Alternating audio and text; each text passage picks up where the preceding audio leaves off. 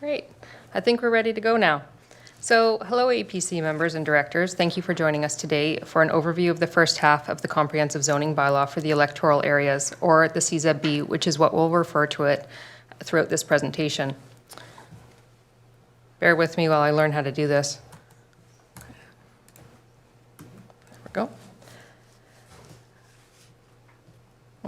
So my name is Lauren Wright. I'm a planning coordinator with the Community Planning Division and the lead planner working on the CZB project. With me today is Mike Tippett, who's the manager of community planning, Bev Suderman, a casual planner 3 with community planning, Linda Powers, the records admin assistant and our minute taker for this evening, unless you would like to appoint an APC member to take notes, which we'll discuss in a minute, Brad Olson, IT specialist, and Afi Ibrahimi, Afi, from Liquor Geospatial, who will be doing a presentation later about our mapping. So it's important to note that once the meeting is called to order, the presentation will be recorded, actually it's being recorded right now, and later be made available on the Plan Your Couch and website for review. Due to bandwidth considerations, we're asking that you turn off your cameras for the meeting. We'll be pausing at certain points to allow time for questions, so please feel free to turn on your camera if you wish to ask a question, or there's also the chat function, which we're asking that you only ask questions in and not chat amongst yourselves, it can be viewed by anyone. So we apologize in advance for the volume of information that will be presented tonight, but we hope that you find the presentation and the supporting materials useful for your upcoming APC meetings, where you will discuss and provide feedback regarding the first half of the draft CZB. So we need to appoint a chair for this meeting only. We're hoping to have volunteers from amongst the current APC chairs, and we're going to suggest that the Area C Chair, Janine Reed, if you're available to do it. It's only in regards to opening the meeting and voting on the motion at the end, and we'll give you a prompt. So Janine or another APC chair, would you like to take the lead on that? I can absolutely do this for you. Perfect. I appreciate it. So I'll hand it over to you for a minute to call the meeting to order, and then we'll take over again with the presentation, if you don't mind. Can do.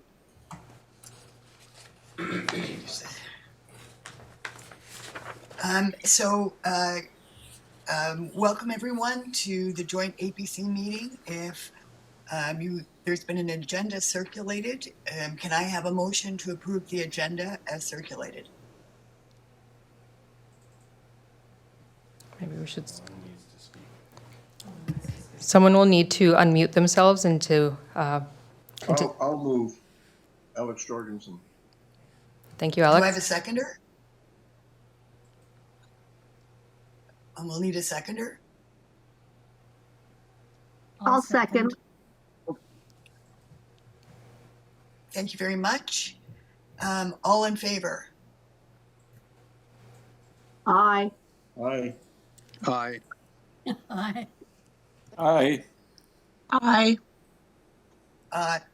Away we go. So we have, there are no minutes that I can see to be adopted. No, that's right. So we will skip on to the next item, which is the report from the Community Planning Division with regards to the introduction of the draft Comprehensive Zoning Bylaw, Bylaw number 4374, and with a joint presentation from CVRD and Liquor Geospatial. So with that, my job is done, other than to sign us off. Yes, and the final motion at the end. But yes, I'll prompt you for that. Thank you, Janine. So we'll like to begin by acknowledging that the Cowichan Valley Regional District is in the traditional unceded territories of the Cowichan tribes, Penelakut tribe, the Dididat, Pachidat, Halalt, Stuminas, Subasset, Liaxin, Malahat, Pakwachin, and Pakwachin First Nations. For our agenda today, we're going to start by providing an overview of the process and how we'll be asking for APC members' feedback. We'll provide an overview of the Comprehensive Zoning Bylaw, what it contains and how it's used. We'll also provide an overview of the key updates for both the general regulations as well as for select zone-specific regulations, which we will explain in more detail during the presentation. Afi from Liquor Geospatial will also be presenting on the mapping tool that is live currently online. Throughout the presentation, we'll also pause for question and answer periods. So as I mentioned before, please only use the chat box to ask questions, or at the time when we call for questions, you're also able to unmute yourselves, or we'll call on you to unmute yourself and ask a question that way as well. So we'll then finish with a summary of next steps, and the meeting will be passed back to the chair to vote on the resolution. So we'll start with an overview of process and how we anticipate receiving feedback from the APCs. So our team has been tasked with updating the zoning across all of the electoral areas, so it's aligned with the draft Modernized Official Community Plan, or MOCP as we refer to it, and current provincial regulations. The CZB is also an opportunity to improve how we regulate consistently across all electoral areas.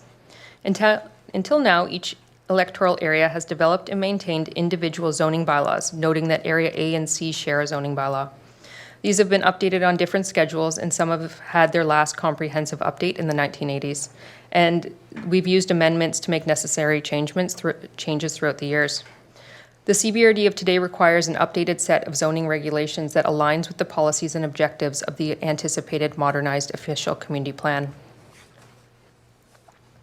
So the CZB process is reviewing the details of each existing zoning bylaw with the following goals. The first goal is harmonization, which has involved comparing and contrasting the regulations in 9 of the current electoral area zoning bylaws. We have identified commonalities, and then there are recommending directions for consolidation into consistent regulations. The second goal is modernization, which is aligning zoning regulations with the MOCP policies, provincial regulation, and community interests so that it speaks to the needs of today's CVRD. And the third goal is simplification, where we've created a bylaw that is more user-friendly and straightforward and applicable to all electoral areas of the CVRD. The outcome will be one zoning bylaw that is more consistent and more efficient for everyone to use and interpret, and for the CVRD to manage and update in the future. The main purpose of a zoning bylaw is to implement the OCP through regulation and of how development will proceed. So a brief overview of the process. In 2018, the CVRD board directed staff to harmonize and modernize both the official community plans and the zoning bylaws for the electoral areas. The harmonized OCP was the first step, which harmonized 7 OCPs into one electoral area OCP, which was adopted in 2021. The modernized OCP is the second initiative and is now currently nearing completion, which modernizes the current OCP to reflect the vision of the region and updated provincial regulation. The CZB process officially began in 2022 with the objective of harmonizing and modernizing 9 of the existing electoral area zoning bylaws into one zoning bylaw that will apply to all electoral areas.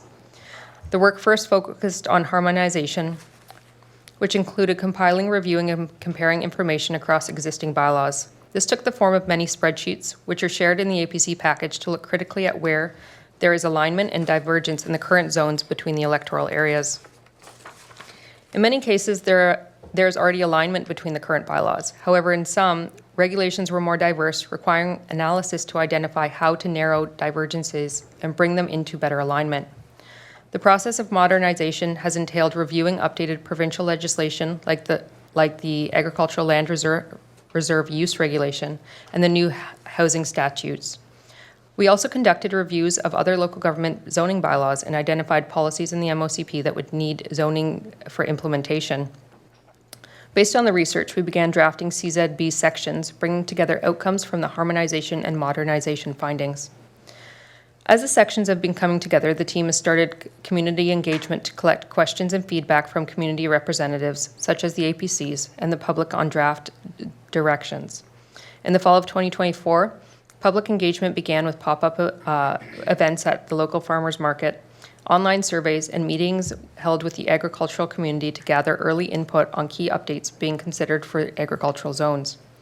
Today, we're conducting the first of 2 rounds of APC meetings to present draft sections of the CZB and request APC and Parks Advisory Commission formal comments. In early 2026, we'll be hosting broad public engagement events for the complete draft CZB to explain outcomes and invite the public feedback for consideration as the bylaw is working towards completion. The CZB adoption process is targeted to begin in the spring of 2026. So APC and PAC members' input will provide important insight in the draft content. We are asking that APCs and PACs be our electoral area experts, looking at draft CZB content to identify gaps, questions, or topics that warrant further exploration. Your input will help refine the draft CZB. We are requesting formal feedback from each APC and PAC on the information you will see today, and again this fall in the second presentation. The requested process for your feedback is this. Today we will present select draft CZB content with you. The information in the presentation mirrors the information that is in your personal workbooks, along with room for you to make notes of observations, questions, or items you'd like to flag or for discussion with your APC and PAC. Your personal workbooks are for you to keep and use today, during your reviews after this meeting, and in your joint APC and PAC meeting. During this presentation, we are asking you to focus on technical questions and clarifications, which will be addressed during the question and answer periods throughout the presentation. Please note, we are not seeking feedback or debate on the draft CZB content in this session today. That will be for each of your joint APC and PAC meetings.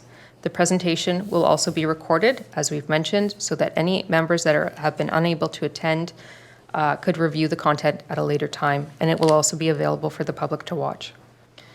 In step 2, after this presentation, we're asking that each electoral area APC, along with your PAC, to convene a joint meeting before August 6th to have a discussion on the draft CZB content. At that meeting, we're asking committee members to discuss and debate the draft content with the goal of submitting recommendations to the board through the minutes of the meeting. This fall we'll hold a second similar APC session to review the outstanding sections of the draft CZB. So we want to enforce that this information being presented today is a draft. That means that things will continue to evolve and we are listening to feedback. This phase of the process is to talk about what the draft CZB means for your electoral area and to bring forward feedback from your APC and PAC so that it can be considered as the drafting continues. So with that, we're going to open it up for the first question set period that is just to ask if there's any questions on the process for providing APC feedback. I'm just going to stop here so I can see if anyone raises their hand or has anything in the chat. Ken, do you have a question?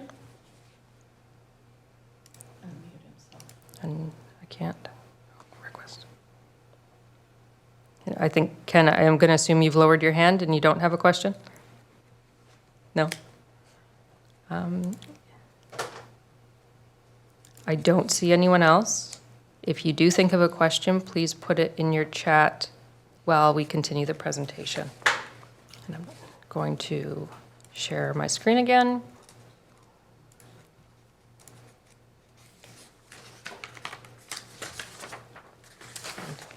And so this is Bev Suderman, who's another planner working on the project. You have to, move the things forward. Hello, everybody. Before we get into the details of what we're actually proposing in the CZB, we thought we'd do a brief refresh on what a zoning bylaw is, what it does, and how the different parts of the CZB work together. Now, I am aware that many of you have been involved with APCs for a while, so I apologize for any duplication that this might be.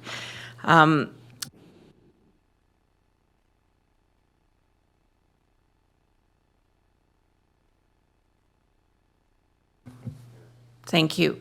Zones establish the basic rules for land use. These are the regulations or rules that must be followed when a new development, use, or building is proposed. Every parcel of land has a zone, from parks and farms to residential neighborhoods and industrial plants. Zoning guides growth in an orderly way to minimize conflicts between different activities. It keeps landfills from being built next to homes, high-density housing from being built next to livestock farms, and heavy industrial from being built next to long-term care facilities.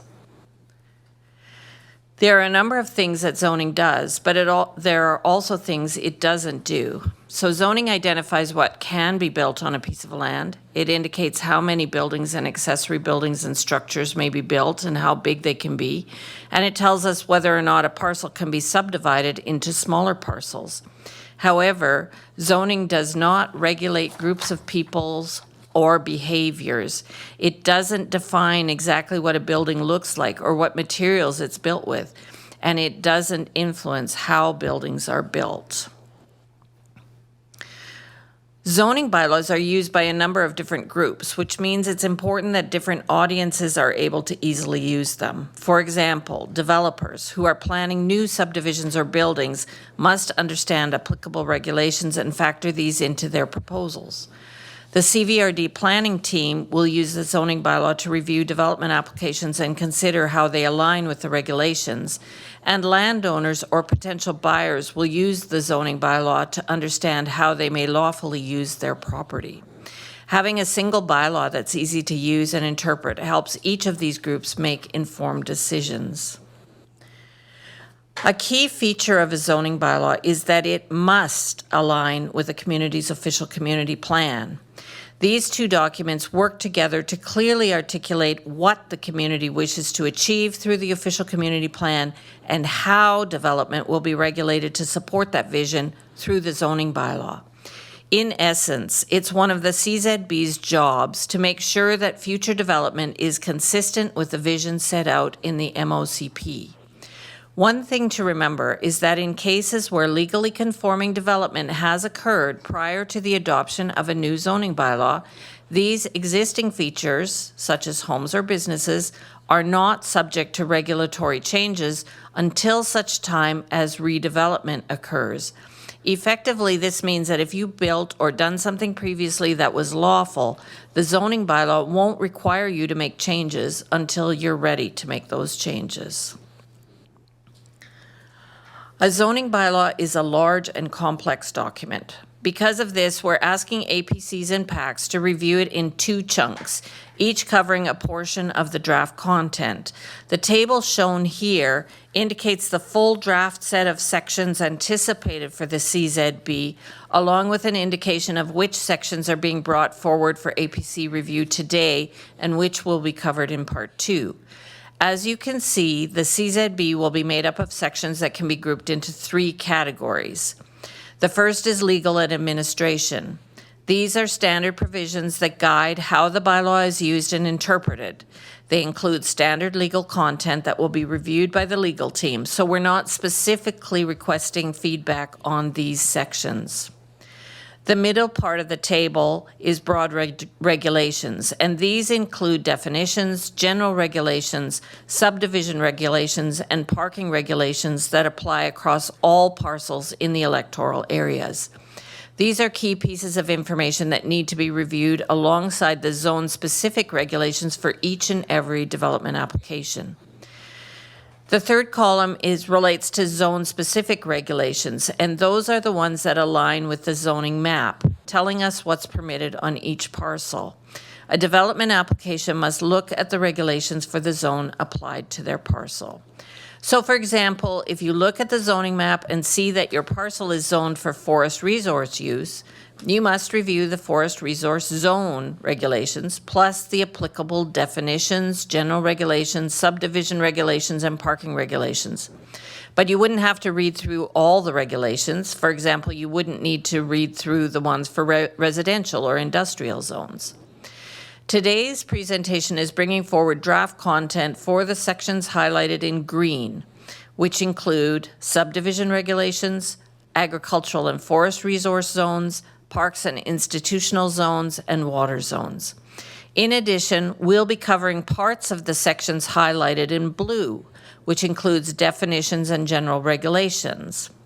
As you can probably understand, these sections will continue to be developed as drafting continues, so we will be reviewing them again in the fall in the sense of new material that we will be adding between now and then. So at this point, I'd like to just pause and ask if there are any overall questions about the CZB.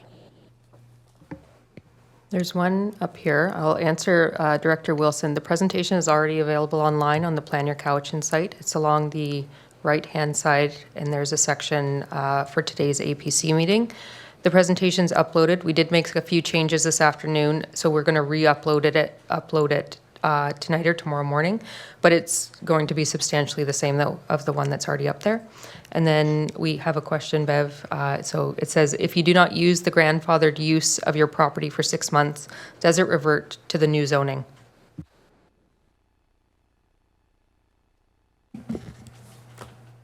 Hello. That's a good question, and generally the answer is yes, unless the use is a seasonal use, in which case there could be protection for a period of up to a year or so. For example, if there's a non-conforming campground that has been used and is protected by the legislation at this time, you're not expected to have to camp for 6 months of the year. And there's probably other examples of seasonal activities that have that 1 year clause in place, but the general idea of the way the legislation is set up, non-conforming uses that don't conform to the policy or the zoning are protected for 6 months. If the use ceases, then they're required to conform to the bylaw.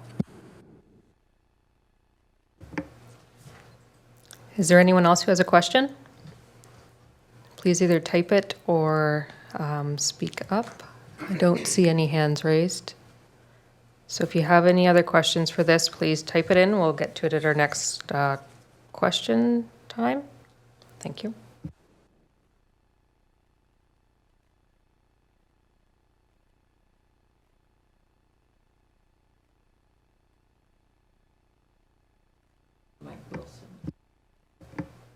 Director Wilson, do you mean a hard copy of the presentation? Yeah, I do. There's some people who like the, to be able to flick through and make notes on a printed copy, if at all possible. But if that's going to be pretty expensive, Lauren, then that's fine. So generally it depends on how many pages are within the documents. The presentation could be printed out easily. However, the draft zoning bylaw, that's a lot of pages.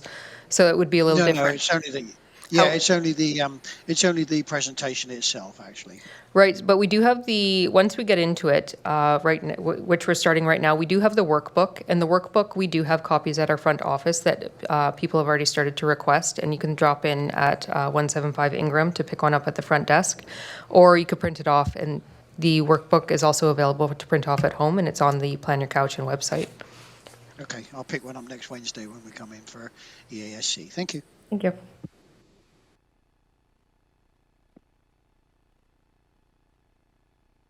I have a question. Yes? Just on process, it's Joe Allen. Can we have a regular face-to-face meeting instead of these online types? Would that be out of the question? So for APC meetings, it's up to the APC whether you meet in person or online. Staff are available to attend either way. This meeting was developed this way because we knew we had to record it, and we know that when it comes to the mapping component, that it's much easier to follow when you're on a personal computer as opposed to watching from a big screen in the boardroom here. So that's why we suggested to people to attend virtually. We did have the option, though, tonight to attend in person if it was a requirement for someone. But for APC meetings, it's up to the APC themselves, whether you have a virtual or in-person meeting.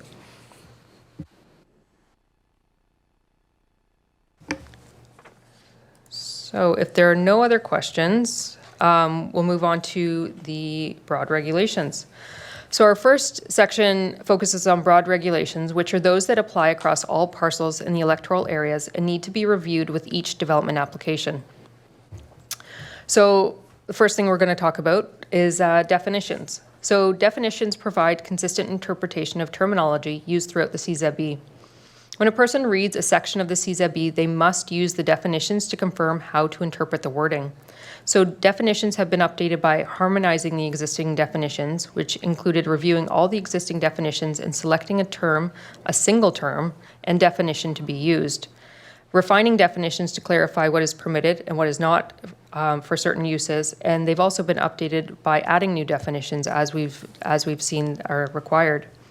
So to note, the definitions are grouped together in the zoning bylaw alphabetically, but also by similar terms. So for example, there's a section under the word yards.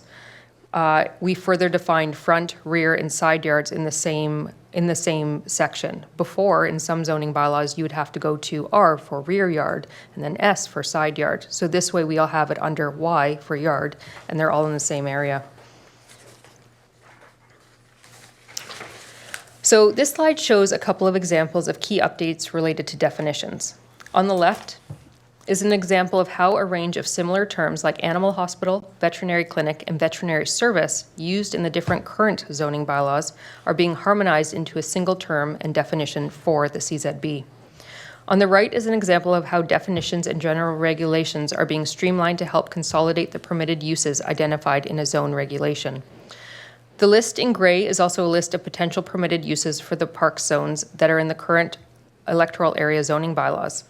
Many existing uses are similar and overlapping. So the proposed approach uses definitions to capture similar uses. So for example, the definition for public park is clarified to indicate that uses like ecological conservation, botanical garden, indoor and outdoor recreation, and uses like that are permitted if you see that public park is a permitted use in a zone. The definitions may also be linked to other definitions. So in the case of public park, the definition includes reference to indoor and outdoor recreation. You would also have to look at the definitions for indoor and outdoor recreation to clarify the uses. So there's also a general regulation for uses permitted in all zones, which allows for uses like community gardens, public parks, playgrounds, trails, and associated equipment to be permitted in any zone. This allows the park zone list of permitted uses to be much shorter and focused on key uses without having to repeat the full list of permitted uses captured in other parts of the zoning bylaw. So it's important to note that definitions work hand in hand with the zone-specific regulations, which means that they will continue to be added and refined as the remainder of the CZB sections are drafted. The APC package includes a comparison table that shows existing definitions in the electoral area zoning bylaws and the recommended CZB definitions drafted to date. So general regulations are additional regulations that apply across some or all zones and work together with the zone-specific regulations. They must be consulted when reading each individual zone as well. General regulations include common features for new development. For example, what is required for elements like landscaping, sewer and water services, fences, retaining walls, setbacks, or swimming pools in any zone. Further details and regulations on particular uses, for example, what can and can't be done for uses like daycares, kennels, and abattoirs. Rules for select areas in the region, for example, regulations for development adjacent to the Malahat Highway. And new general regulations are also being added for emerging uses to consistently address items that may not have been permitted or even considered in older zoning bylaws, such as backyard chickens in residential properties. So this slide shows a few examples of new general regulations that are being introduced in the CZB. A general regulation for abattoirs is being added to ensure compatibility with provincial regulations and provide details on licensing, locations, and relationship to the ALR use regulation. A general regulation for backyard agriculture is being added to address the emerging use of backyard chickens and bees. And a residential use general regulation has been developed to clarify what is and what is not considered a residential use. For example, mobile and manufactured homes are sometimes separate from residential use in current bylaws. The new general regulation makes it clear that mobile and manufactured homes that meet certain standards qualify as a residential use. Similar to definitions, the APC package includes a table that shows a working list of all the current general regulations and the new general regulations being proposed in the draft CZB. The final broad regulation we're introducing today is subdivision regulations. These provide important guidance on if and how a parcel of land can be subdivided. The regulations cover topics around the size, shape, and dimensions for parcels resulting from subdivision, how features like streams and transportation corridors are considered, and other details like density averaging, access, and other requirements that must be fulfilled in order to complete a subdivision. Each time someone applies to subdivide a parcel, the subdivision regulations must be met along with the applicable provincial requirements. So this table here shows the various ways that subdivision regulations are managed currently in the different electoral area zoning bylaws. For example, one bylaw calls the section General Regulations Respecting the Subdivision of Land. Another calls it General Regulations for Subdivision, while others call it Area, Shape, and Dimensions of Parcels. So establishing a single subdivision regulation section will bring together the information in a more consistent way. So before we move on, I'm asking if there are any technical questions or clarifications of definitions, general regulations, or subdivision regulations.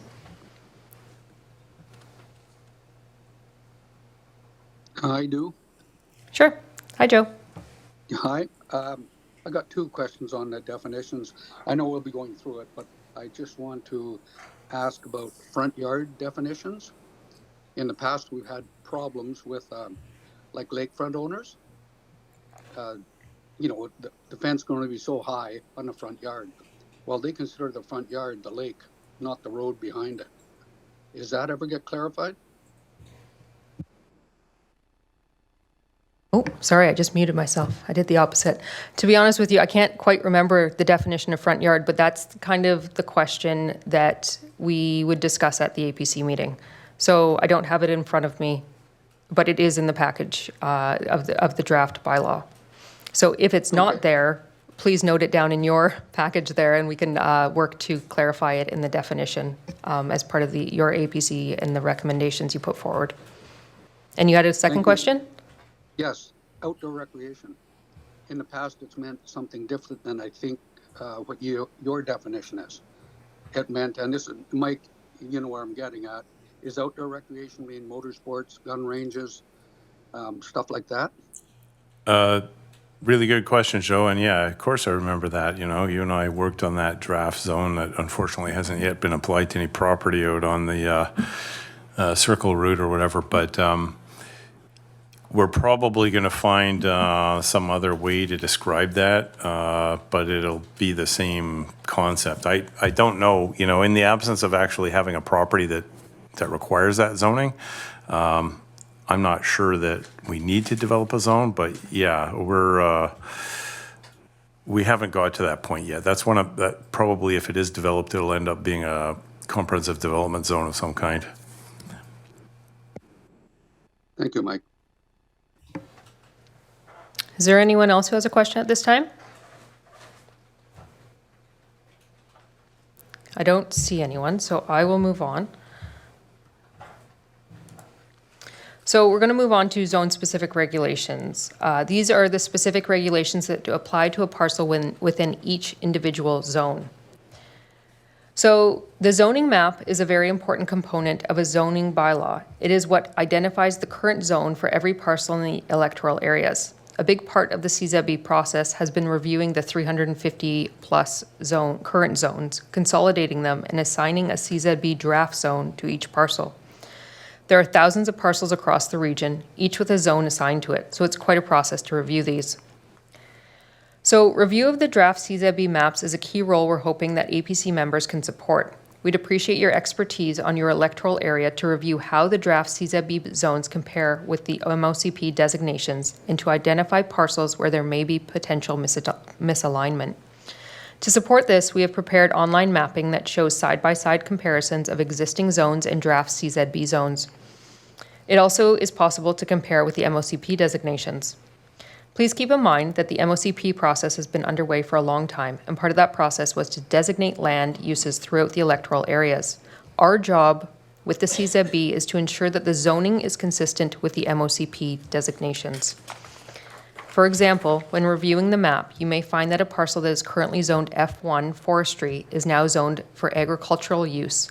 The reason for that would be something like it is now to be aligned with the MOCP designation, which may have changed the parcel to agricultural. So with that, I am going to hand it over to Afi from Liquor Geospatial, who will give a presentation on how to use our online mapping. And I'll stop sharing. Afi, are you able to take over from there? I think so. Is my audio coming through okay? Yeah. You're good. Okay, great. All right. And is that screen visible for everybody? Looks good. Okay, great. So I'm just here to present how to use the public map that is showing the zones. I'm just gonna pop the link in the chat so that you can follow along if you'd like. In case you lose that link, again, it's on the Plan Your Cowichan on the zoning site, just on the right here. You can click on that one and it'll pop it open for you as well.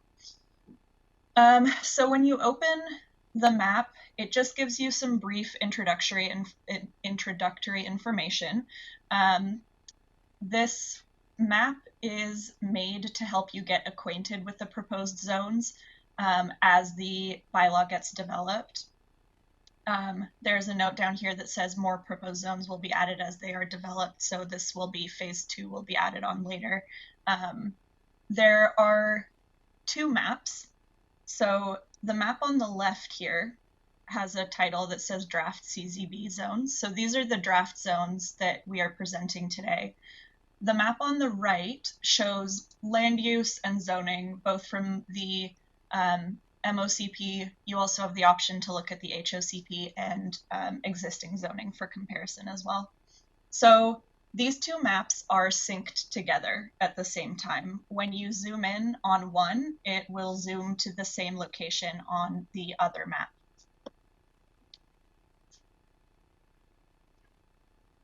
So here I'm just zooming in on a location so that we can look at some zones. This is showing you again on the left what the new proposed zone is. That's what the label is, A2, F1, A1. And on the right, what is being displayed here is the MOCP designation. So how to interpret these colors? I know there's a lot of colors going on here. Over here on the left, we have 2 different legends. The first one on the top here is the legend for the left, so these draft CZB zones. Ideally, you won't have to look at the legend too many times because it is labeled right on top here as well. And then on the bottom is the legend for the right map. So the right map is the slightly more, actually, before I get to that one, I should also add, we're displaying the ALR here. The hatch over top is ALR. So that's the one other thing on this map. Now the map on the right is showing currently the MOCP designation. The colors align with ideally what you have already seen. There shouldn't be any changes there. And if you scroll down, it'll show you all of those designations. Now, the functionality of this map allows you to turn these layers on and off. So clicking the eyeball there allows you to just turn that on and off. Same with the ALR here. You can turn that on and off. And we've added the ALR to the other side as well in case you just want to look at it on both sides. So we have the MOCP displayed by default because, as Lauren mentioned, we are in almost all cases aligning the CZB to the MOCP. However, if you wanted to look at, let's say, the current zone, you can turn that on as well. So there we have the current zones. And just for good measure, the HOCP is there as well, just in case. All right, I'm just going to turn the MOCP back on. Now, the most useful functionality of this, I hope, is going to be a pop-up. On the left map, if you click on a parcel, it should highlight it and pop up some information about that parcel. So first we have the PID, the parcel identifier, then the electoral area, what the zone is for the draft CZB. Again, this is displayed right here as well, that A1. We've included a kind of vague rationale for why the zone is what it is. For this one, for example, it's in the ALR, it has agriculture land use, and there are no split designations, so it's being zoned A1. And then it also has the existing zone, which is A1 in Area H, and the proposed MOCP land use, which is agriculture. And that should work for all of them. If you click on a parcel that does not have a proposed zone yet, it'll just show up blank in these, but it should still tell you the existing zone and the existing MOCP. I know that's quite a bit of information. Yeah, as mentioned, this is only showing the first phase of the CZB, so it includes the agriculture, forest resource, freshwater, parks and conservation, public institutional, and the private school institutional, and then railway, transport, and utility. And the marine is just hatched out for clarity. I think I can pause for questions on how to use the map. Yeah. One second. Yeah. Sorry, don't know what happened there. There was one question I answered in there. The green cross hatching refers to if a property is within the agricultural land reserve or not. So generally, we're hoping that the parcels within the ALR have been designated all accordingly as agricultural, and then we applied the A1 agricultural zone to those parcels.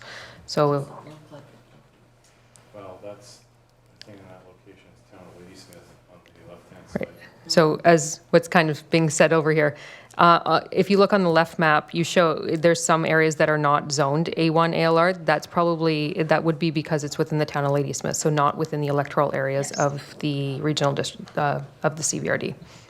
Correct. Yeah, I should have clarified the ALR because it's a provincial layer. It covers the entire region, and actually, if you zoom out, I believe it might even extend onto the mainland if you're curious where the ALR goes. But yeah, for the purposes of this, we're just interested in the CVRD managed areas. Does anyone else have any other questions? I don't see any, so I think Afi, thank you very much. We appreciate it. No problem. I'm just going to go off video and mute myself, but I will stay in the call in case questions come up on the map later. I can hop back on and Perfect. help out if anything comes up. Thank you. And please stop sharing so we can bring the presentation back up. Thank you. Okay. Awesome tool, by the way. Good work.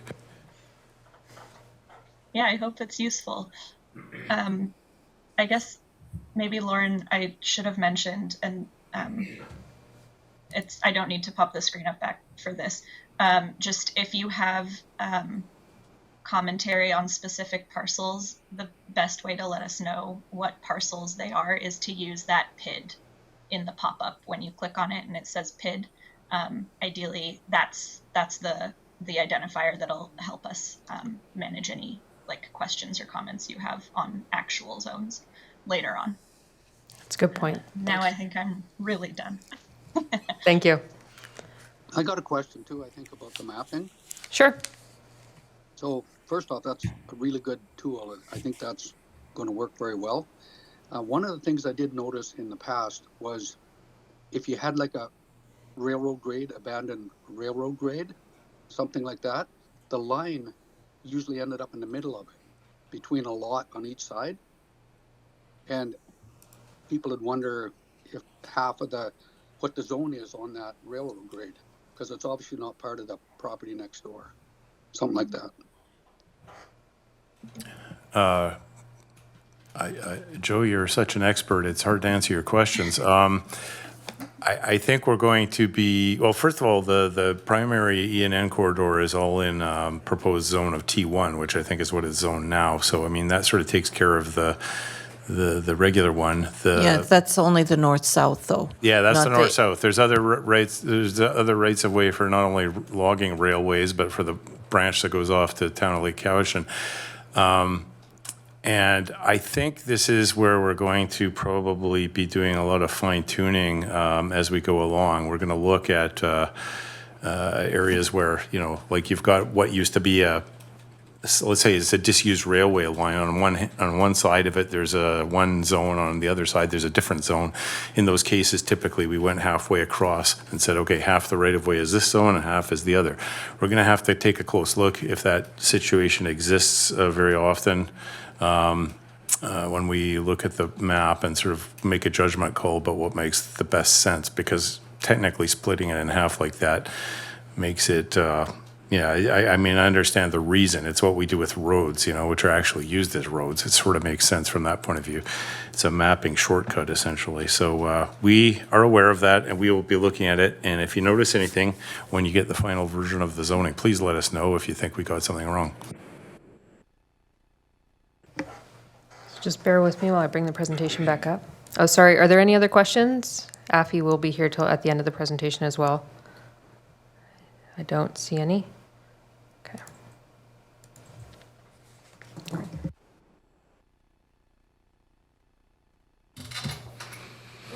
So the remainder of our slides introduce select zone-specific regulations. But before we get into those, we just wanted to illustrate how each zone follows a typical structure with key components. So again, this is part of our overall initiative to create consistency within the zoning bylaw. So each zone begins with a purpose statement that communicates the overall intent and vision for the zone. It assists the applicant and the development planner in interpreting the bylaw and in making decisions. Next, each zone has a list of permitted uses. These include both principal and accessory permitted uses. So principal uses are the primary or dominant use of the land, and accessory permitted uses are those that are allowed in addition to the parcel's principal use. So anything that is not listed, we interpret as being not allowed.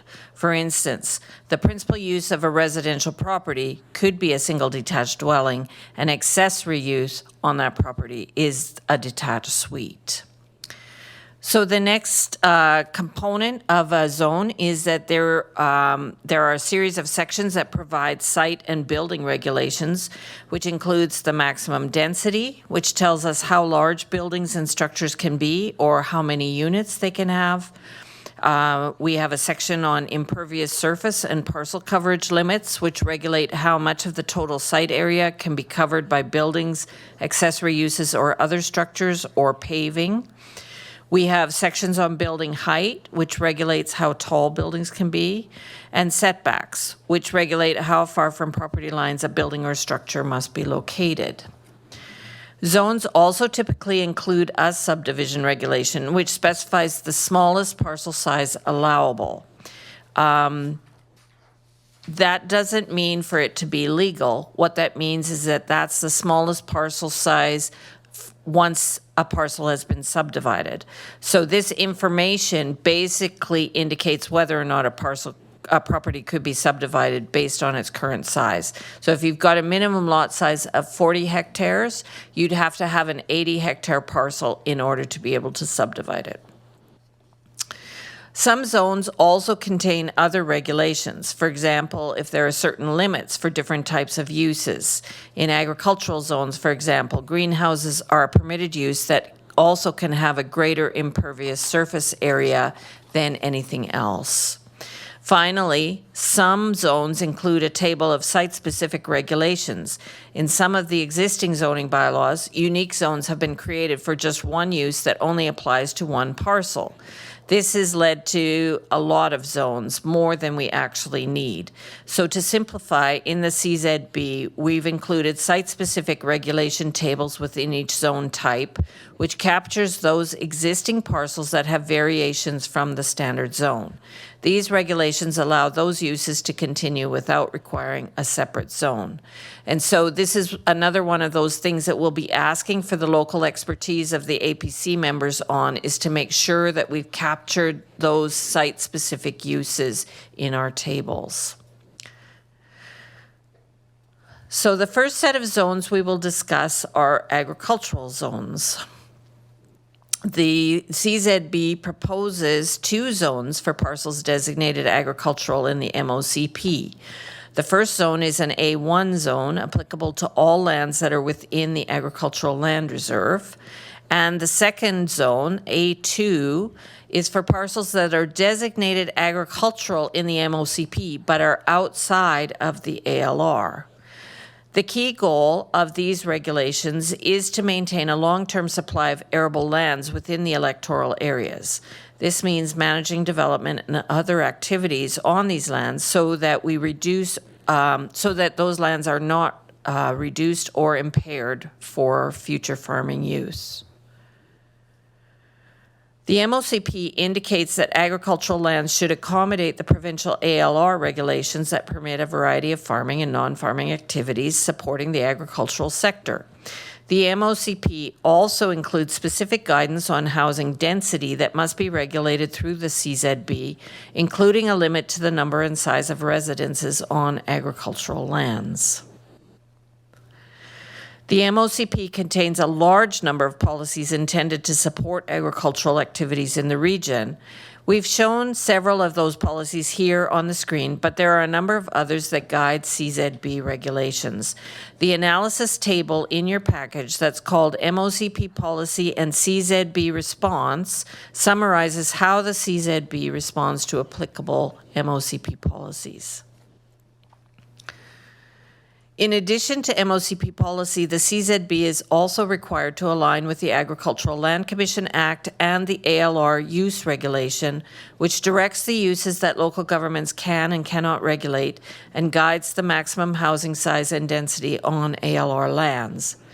In our process, we also considered the Ministry of Agriculture's Guide to Bylaw Development in Farming Areas. Finally, the draft CZB will consider public engagement input from the 2024 Fall Engagement on Agricultural Zoning alongside the APC and other feedback. The draft CZB content provided in the APC package has not yet been updated in response to the feedback received. Both public and APC comments will be considered when the CZB is being revised.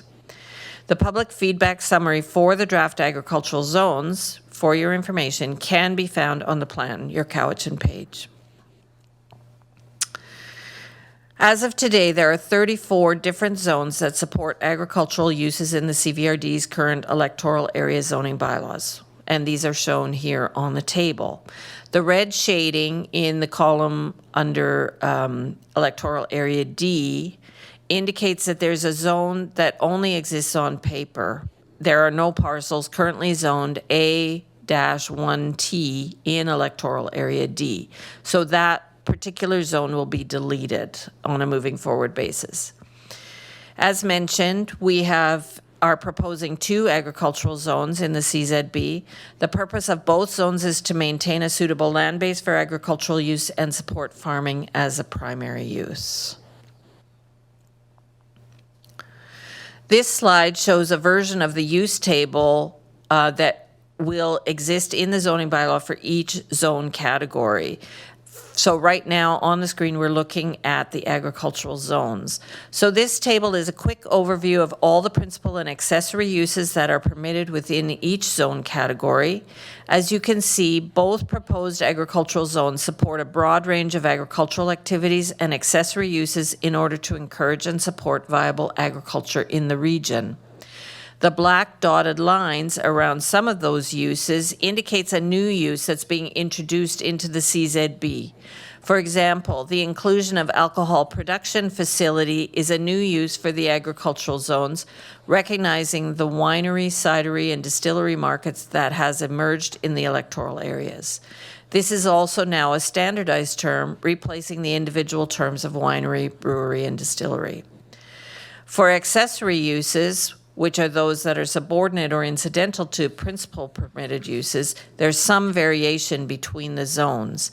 Key uses permitted by the ALC Act, including agritourism and agritourism accommodation, as well as the intensive uses of abattoir and a second single detached dwelling on parcels over a certain size.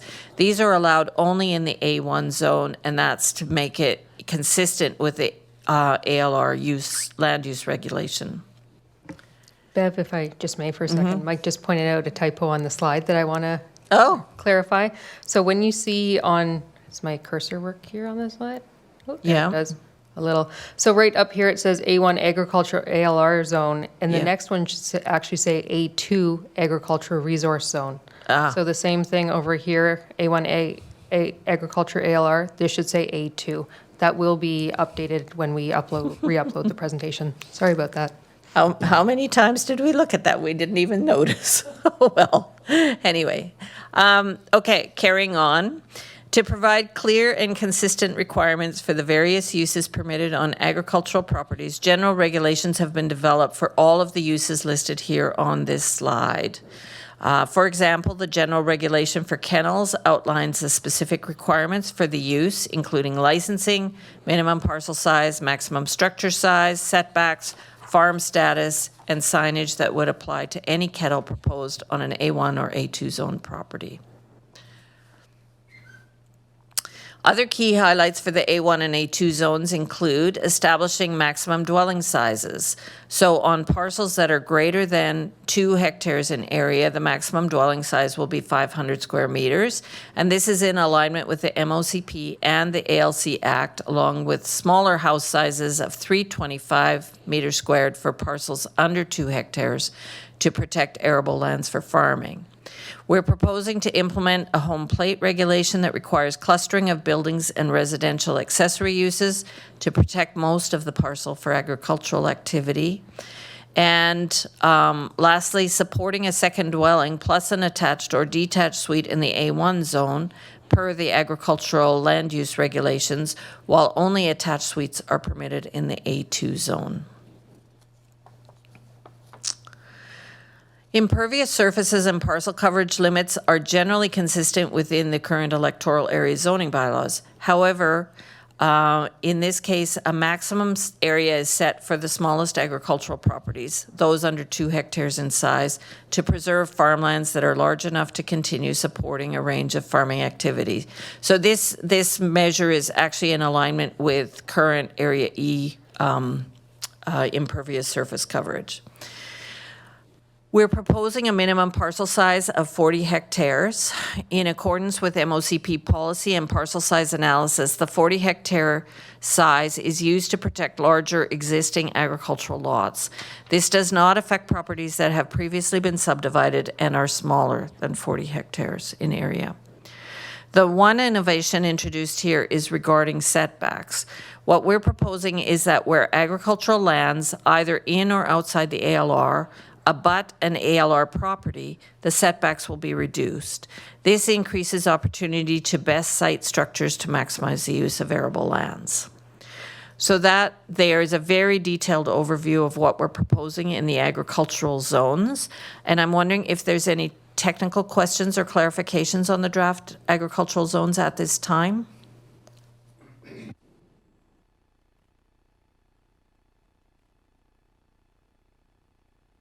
Well, I do, but I don't want to keep hogging everything here. The floor is yours, Joe. ALR. I see the minimum parcel size is 40 hectares. We don't have a lot of ALR land, but the one big chunk we have is not shaped in any sort of square form. It's quite a large piece that's separated by roads and streams and stuff like this. Is there any way that you would be allowed to make like 10-acre lots or something out of it in order to make it more viable for people? Or is that we stuck with 40 hectares? Oh, good. They're looking at me to answer this question. Sorry. Geez, Joe, you don't have any softball questions, do you? Yeah, short answer is, I mean, I think the proposed zones are pretty adamant on the parcel size. I think, are you talking about the ALR that's like in between Honeymoon Bay and Missachi Lake? Or, Yeah, heading out on the highway there. yeah. You're right, though, that is a pretty large block, and it's kind of swampy is maybe a nice way to put it, or, you know, I guess swamp is a good thing, but this makes it difficult to farm. I think I don't even know who owns those lands, but if they wanted to do what you suggested and create some smaller agricultural parcels, I think we'd have to sit down with them and talk about amending the plan and creating some sort of new zone and getting LC approval sort of all simultaneously. So I don't think we want to imagine a zone right now that could work for that scenario, but never apply it. So, I mean, I think we're always open-minded on issues like that, but I don't think you're going to see anything built into the proposed zones that would accommodate that per se. But, you know, like I said, if the owners had an idea like that, we could certainly take it forward as an application. Thanks, Mike. Last one on this is go back to my front yard definition. That's where we ran into problems before with the setbacks, because if you have setbacks that say you must be this far away or you can't go any closer than this far away on your front yard, you end up with somebody thinking the lake is their front yard. And we've had real issues with that. I don't know, is that cast in stone, or is there a way that we can reword that somehow? Thanks, Joe. We, Bev here, we really want to explore this and hope that your APC will explore this. What we've done in the zoning bylaw, which you won't have seen yet because it's part of the residential zoning, but we've made a mandatory setback from the high water mark on the lake. And so that should really address a lot of the things. But I think the definition of front also puts it as adjacent to a road. So those two aspects of it hopefully will deal with that particular problem. The other thing that I just wanted to say in response to your question is that as part of doing this agricultural zoning, we did an analysis of all the parcels that are in the ALR within the CVRD. And what we found is that the vast majority of parcels within the ALR, within the CVRD, are under 10 hectares in area. And a vast majority of those are under 5 hectares, and quite a few are under 5 acres. So the intent of the MOCP policy, and therefore of the zoning, is to prevent further subdivision. But, you know, there's always an argument to be made for variances, as Mike Tippett was indicating earlier. Thank you, Bev. Are there any other questions regarding agricultural zoning at this time? Technical questions, I should say. If not, we are going to move on. If I could get my screen to cooperate. There we go. So we're going to move on to the forest resource zone. So it's the F1 zone. It's proposed to accommodate lands designated as forest and resource in the MOCP. And I did have a question from an APC member earlier, and it is, yes, all the current forestry zones are going to be included in this one F1 zone. That is what's being proposed. So the proposed F1 zone protects existing forested lands for resource use. The zone allows for forestry activity on lands within the private managed forest land program. A key intent is to limit incremental erosion of forested lands through other uses like residential development or other activities that require clearing of non-forestry related purposes, which compromises the long-term viability of the CVRD's natural forest infrastructure. So the MOCP designates a forestry and resource land use. All F1 zone lands will fall within this land use. And by F1 zone lands, I mean proposed F1 zone lands. So the purpose of the OCP land use designation is to enable the extraction of natural resources such as forestry, gravel, and mines with consideration for ecological impacts on biodiversity, soil health, and watersheds. In terms of housing density, the MOCP, is proposing 1 primary dwelling plus permitted suites per the zoning bylaw. So the MOCP also contains multiple policies that encourage the protection and retention of forests and natural assets to support climate change and natural asset management goals. These and other policies emphasize the need to maintain and support forests within the CVRD.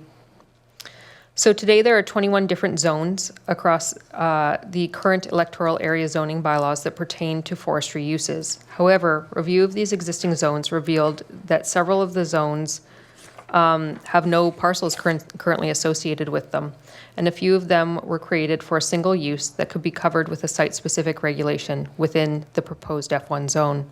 So as Bev was mentioning with the agricultural zones, anything in red shows a zone that's being deleted as there are no current properties in those particular electoral areas with those zones. So the remaining zones are being harmonized and consolidated into one proposed F1 zone. So the proposed F1 zone prioritizes forestry activity, but also permits select complementary uses, including agricultural uses and a single detached dwelling. Accessory uses include home-based businesses and attached suites. A key update for the CZB is the updated definitions and general regulations to clarify the full range of activities that the forestry use permits. In previous bylaws, forestry zones included a long list of additional uses that were similar or aligned with forestry. The CZB updates the definition of forestry to include silviculture, seedling and tree nursery, harvesting, log storage, and forest conservation. In addition, a forestry use general regulation is added where we are working to clarify that that gravel extraction and processing incidental to forestry operations is permitted. These clarifications simplify the number of uses listed in the F1 zone as they are now incorporated under forestry. While select forest zones in some electoral areas previously permitted a second detached dwelling as an accessory use, the CZB allows for only 1 single detached dwelling plus 1 attached suite. This update follows from the MOCP that states a density of 1 dwelling plus suites for the land use. Other highlights for the F1 zone include a maximum size for both single detached dwellings and for attached suites to protect forest lands and reduce incidences of people purchasing forest zone lands for the sole purpose of developing large residential estates. A home plate regulation is also being introduced, similar to agricultural zones, so that non-forestry uses are focused in one area on a property. In the draft CZB, impervious surface and parcel coverage limits are established based on parcel size, recognizing that coverage for non-forestry uses should become proportionally smaller as the size of a parcel increases. So right now, for example, on an 80-hectare lot, I believe in the an existing F1 zone, on 80 hectares, there is a 30% parcel coverage. 30% on 80 hectares is about 17 Costco's. That's what we permit currently. That is why we are suggesting this these impervious or these parcel coverage regulations based on parcel size. Similar to agriculture again, a reduced setback is introduced for F1 parcels that are adjacent to parcels in the ALR, recognizing the compatibility of uses and potential to reduce buffering. So along with this, we're opening the floor if there's any technical questions for the draft forest resources zone. I also received a few questions from a member of the APC, an APC that was unable to attend. And if you will bear with me, I want to read off the questions and some answers for them, just to cover those off as well. So the first question from this person is, in the forest section, it appears that all forestry zones are being consolidated into one F1 zone. Am I reading this correctly? And as I said before, yes, the answer is yes. We are proposing one F1 forestry zone for all properties designated forestry in the MOCP. The second question that I received is, if this is the case, if there's only one F1 zone, is it the intention to remove the option for Is it the intention to remove the option for smaller parcels of forestry land in the CVRD? And the answer is no. The MOCP has one land use designation pertaining to forestry, which is the Forestry and Resource Designation. The designation is to protect the forestry resource. Any lands within this designation have been reviewed through the APC and public engagement over the past several years through the MOCP process. So there's no intention at this time of removing smaller parcels from this designation. Another question is, are the RUR zones within forestry that are shown now as F1 and no longer available, have they been moved to the residential portion of the CZB slated to be drafted in 2025? So the table, when we go to that slide, sorry, my computer's not working with me. This table, the RUR zones, the 2 in Area A and 1 in Area C, RUR 1 and 2 in Area A and RUR 1 in Area C,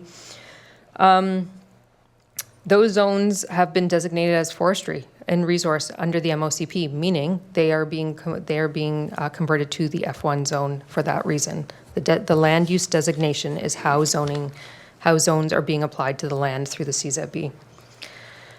So this is also a general question, but related to several aspects, but I'll touch on it here. So the other question is, there are 125 pages of definitions now for the CZB. Is it expected that the APCs and public review all the definitions and all the content? So the package that we have provided is a comprehensive background package, and it's to support the draft CZB review process, and it is up to each APC to determine the level of review they wish to undertake. With respect to the definitions, it is not expected that every single definition be reviewed in detail by all APCs. However, the APCs are highly encouraged to focus on the definitions most relevant to their areas of interest and provide recommendations accordingly. That same question was asked in terms of general regulations, so it would be up to the APCs to decide where they want to focus their attention. It could be on all, it could be on a select few. So another question is, with respect to forestry usage, I am reading a significant change in the use definition of forestry land in the proposed CZB. It is my thoughts this will have significant impact on forestry on current operations and future operations. Can you explain? So basically, the new definitions were developed to improve the clarity, consistency, and transparency in the zoning bylaw interpretation and application. So in the case of forestry, the proposed definition aligned with existing interpretations. So when you look at the definitions document that we've provided online, it shows the current definition of all the definitions that exist in all the electoral areas and what is proposed. So those have been refined. So definitions now have been refined to explicitly state what is included in the definition and what's excluded in some cases. So in terms of forestry definition, though, we are reviewing that still actively, and which is why we are coming to the public for feedback on that as well. So we're reviewing the definition, general reg for forestry through this process to ensure that they are aligned. And I think there's one more.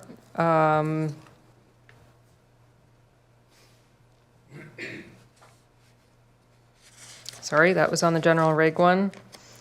I think the other question that I might be missing, oh no, I should read this one.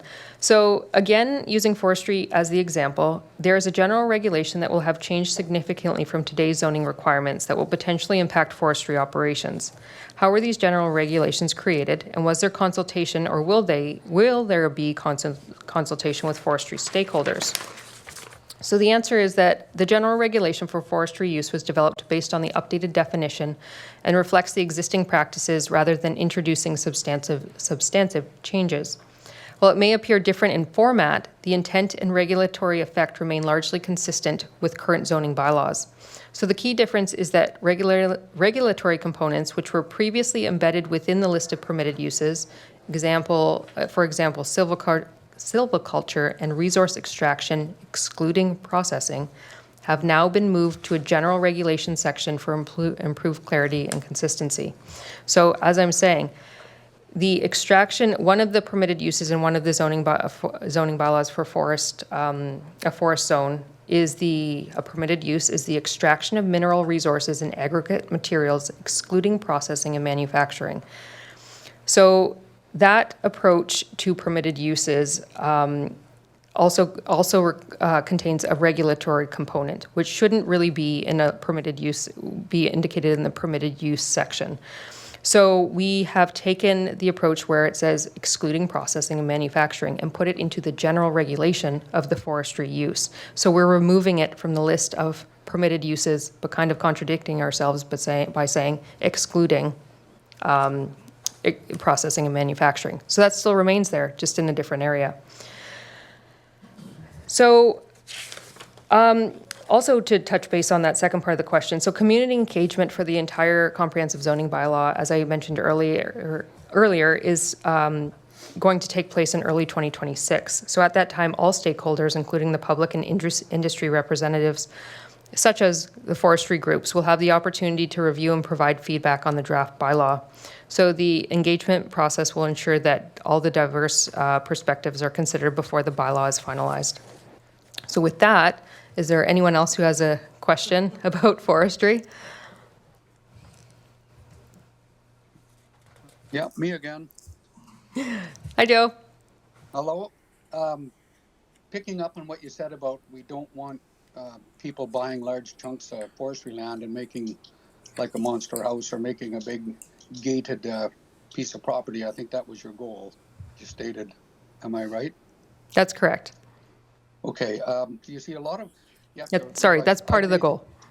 Yes. So you realize a lot of the things I'm asking are because we have like a 26-mile long lake that we're beside. So we're not, I'm not just talking about, forest land out in like a square out in the middle of nowhere. So along the lake, we have trouble with people doing exactly what you say, buying a big chunk of lakefront and just using it as a personal spot. We want to have that land brought in for development so we can get the proper parkland and stuff like that. And one of the ways that people use property is you're allowed, I'll quote, but tell me if I'm wrong, one dwelling, one attached and one detached additional dwelling, right? Currently in the forestry zones, yes. Or in the one we propose. The one that we propose removes the detached dwelling. The current proposed F1 zone permits one single residential dwelling and one attached suite. Okay, so, and no detached anymore, No, but you're allowed bed and breakfast. correct. How many? Well, the bed and breakfast regulation as it's written now in the current zoning bylaws, I believe permits 4 bedrooms. I don't think we're proposing any changes to that. Okay, I'm just trying to add up how many people can be on one lot on the lakefront when somebody purchases it. Well, that's fair too, but also in the proposed F1 zone, we're also proposing, I should say, a maximum house size of 325 square meters, which is about 350 square feet. 3,500, sorry, I can't speak. 3,500 square feet. Yes. So the reason we're trying to do that is because it's a forestry resource zone, and the resource is the main goal to be protected, not larger homes for estate purposes or something like that. I understand that. And what I'm getting at is it's different when our forest land is all along the lake. It's viewed and used differently, like than forestry. So that's where, in my opinion, I think we're missing a different zone along the lake, because that we can regulate it differently then. Yeah, if I may, I know exactly what you're talking about, Joe, because we dealt with this when we were at the time trying to update the area FOCP way back when. But there's a possibility that South Shore Road will become a public road. Pretty strong possibility, because I think that's what the did at that First Nation would like to see for a bunch of reasons. And the other thing is that we're thinking of maybe next year proposing a bit of a lake study to come up with some visions for this dilemma that you're pointing out. I mean, what we're really talking about is the transition of what used to be a basically purely forestry-driven community economy into a tourism and, to a lesser degree, forestry-driven economy. And when you're talking about the waterfront lots, it's even more, touristic. Once the owners, the sort of institutional owners decide to sell it to private parties. So we do have a bit of a dilemma there. There is not a solution proposed for that dilemma in the current MOCP draft or in this zoning, but we're aware of the issue and we're going to try to propose to the board a special study a land use study to try and wrestle with that issue a bit more. But also, Joe, if I can just add to that, this should be a key point coming out of your APC in terms of your recommendations. Yeah, we made that point all the way through the OCP and HOCP process. Yeah, so what I would suggest at this point is what I was just saying, that we're looking at a special study. That might be an opportunity. I'm not talking about it being a quote-unquote special study area, which you've probably all heard about in the current OCP, but we recognize that there's a need to take another deeper look at that issue in general at Cowichan Lake and come up with something. So hopefully we'll have a process underway maybe a year from now to look into that. Thank you. That's one of our problems with the one size fits all. It doesn't really fit all, and we're just trying to see our way through it. Right. Thanks very much for that. We'll move on then, in the interest of time, to the next set of zones, which are for parks and institutional zones. Can you move the, okay. The parks and institutional zones accommodate a range of civic and open space uses, including parks, institutional uses, and existing private schools with boarding facilities. The OCP identifies lands to accommodate institutional uses, so we're defining those as including buildings with uses like schools, recreation centers, fire halls, places of worship, libraries, social enterprises, and other community-focused services. Parks and open spaces uses are defined as those that support parks, trails, fields, and open spaces of various types.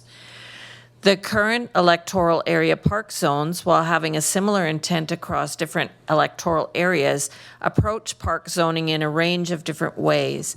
So several existing zoning bylaws combine parks, institutional utilities, and other uses into one zone. What we're proposing in the CZB is to have 3 separate P zones to form a logical separation between uses. So P1 would be the park zone, and it focuses exclusively on parks and trails. P2 is the institutional zone, and it focuses on built facilities, including schools, churches, fire halls, RCMP stations, and similar civic uses. And P3 is the private school institutional zone, which recognizes the unique needs of private schools with boarding facilities. And then non-park or institutional uses like utilities are moved to other zones. Where current zones in the table shown here have 2 or more colors, it indicates that parcels in these current zones have been divided into different draft CZB zones.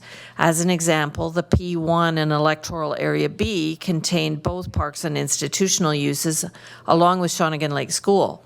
So in the draft CZB, in the mapping especially, you'll see this, these parcels are separated into appropriate zones to better distinguish these functions. The table also shows that a few previous P-zoned uses were unique development areas, and these have been shifted into comprehensive development zones accordingly and will be considered in the next round of APC consultation. So you recognize this type of table that showcases the different types of uses, both principal and accessory.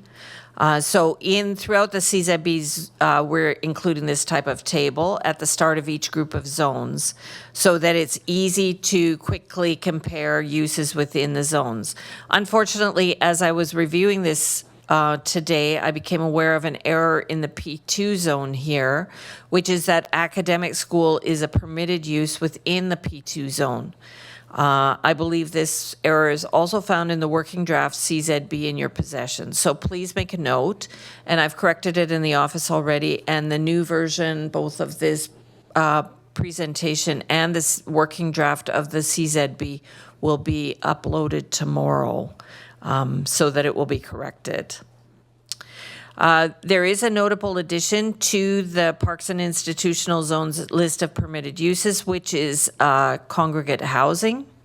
And so that's in alignment with current proposed policy through the MOCP. The accessory uses follow the zones, similar to what you've seen previously. In terms of residential facilities, these are accessory in both the P1 and P2 zones so that there can be caretaker dwellings on these properties. The P3 zone supports boarding facilities and staff housing along with other academic school uses associated with the 3 existing boarding schools, so namely Brentwood, Shawnigan, and St. John's Academy. So I'm wondering if there are any technical questions or clarifications on the draft parks and institutional zones at this time? And I also note, I'll just leave room for the parks and institutional questions, but we got a question about the agricultural zone too. But for now, does anyone Can have we any? hold that one till the end then, the Sure. agricultural one? Yeah. Any questions on the parks and institutional zones right now? Hearing none. Oh, Joe? I was joking. I tell you what, though, I've got a comment on it. You'll note that in the earlier part of the presentation, it was stated that the uses permitted in all zones include park. Yes.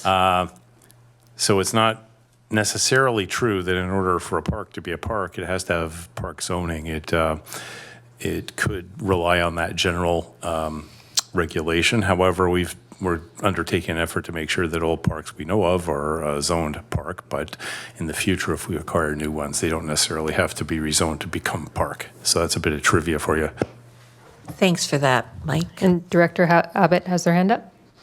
Yeah, Bev, I noticed going back to Area D, it said that, if I got this right, there's a P3, which looks like that's a boarding. What's that other shade? That So, yeah, the very light green, pale green is P1 zone for parks, and the medium kind of green is P2 for institutional.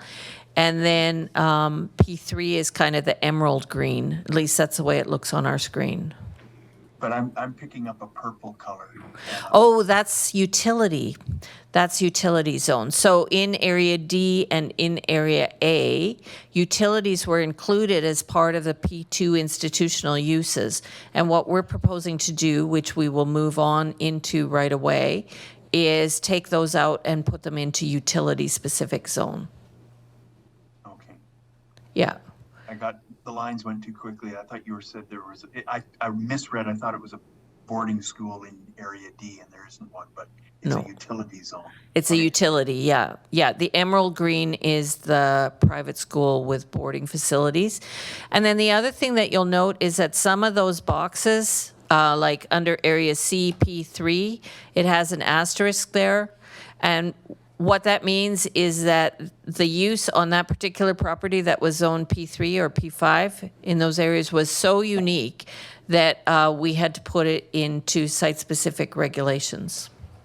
Okay, thanks, Bev. Yeah, my recollection is one of those is, what's it called? The Cedars Treatment Facility in Cobble Hill. Can't remember the name of the road, but it's north of the village. Yeah, that's one of those. It's either P3 or P5 in Area C. Yeah. Any other questions on Parks and Institutional? Yeah, I have a quick one. Up in our area, we have a bit of an issue, and I think Michael know this.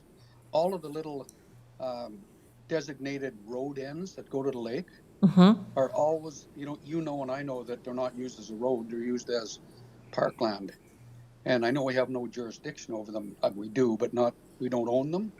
Some of them, we have some in Area F that are actually. We got a lease or something because it's one of our community parks. But can we do anything with that to get some designation or something in with the government on that, provincial government? Potentially, yes. I mean, it's really a question for Parks and Trails Division in a way because, those which have been or could be developed as, local boat launches or something like that, and if it was funded by the Parks and Trails program, we can apply for 10 years from the Ministry of Transportation and Transit, as it's called now, over those. And the other thing I'll just note here, and it's not really relevant to your question, but on the water side of those road end extensions, I guess, into the lake, we're likely going to propose some sort of extension of a zone into that area that does not permit docks to be constructed. It's been more of an issue at Shawnigan Lake where, for want of a better term, squatter docks by non-upland waterfront owners have been built at road ends. And so we're going to probably propose that there. I think we already have a variation on that in the zoning at Cowichan Lake as well. But I don't know whether the Parks and Trails plan for areas F and I have identified any road ends as potential future park facilities. I'm sorry, I'm not familiar with that, but I'd say if they are, we might be able to get some sort of tenure and then zone them accordingly, right? For the others that aren't usable because of topography or whatever, I don't know what the solution is there. I do also want to remind everyone that at the APC meeting that you will convene by electoral area after this to discuss these regulations, these proposed regulations, that the Parks Advisory Commission for each electoral area is also invited to, well, should also be invited to those meetings so they can convene as well to discuss the parks zones, meaning that would be a great discussion to have at that time if your electoral area has a Parks Advisory Commission. Are there any other parks related questions right now? Seeing none. All right, Lauren, shall we move on to utilities and rail transportation zones? So these zones have been brought forward from several current zoning bylaws. The purpose of the U1 utility zone is to accommodate public or private utilities such as water, sewer, electric, telephone, natural gas, cable, or similar services. And the T1 railway transportation zone accommodates parcels along the ENN rail corridor from north to south within the region. There we go. The OCP has an infrastructure land use designation that is for infrastructure such as pump stations and water treatment facilities. This use does not allow any kind of housing in this zone. For the most part, utility regulations are brought forward from existing zoning bylaws for parcels that are exclusively used for utilities. The CZB also includes a draft general regulation for uses permitted in all zones, which allows for public and private utilities as a permitted use within all zones. So that, for instance, allows for the little boxes for the hydro that are on different street sides, and it allows for pipes to run underneath and so on and so forth. The T1 railway transportation zone only applies to the ENN corridor and is being extended in the CZB to apply to all rail corridor parcels as per the MOCP designation update. Other transportation corridors like roads and highway rights-of-way are not parcels, and therefore they do not have site-specific zoning. So that's what we were referring to, or Mike was referring to earlier when he talked about the zone meeting at the center line of the right-of-way from the specific uses on each side of the road right-of-way. So in this zone harmonization table, you can see that the current utility and transportation zones are generally incorporated into the CZB as existing. Can you change the slide, please? And so I'm just wondering whether there are any technical questions or clarifications on the draft utility and rail transportation zones.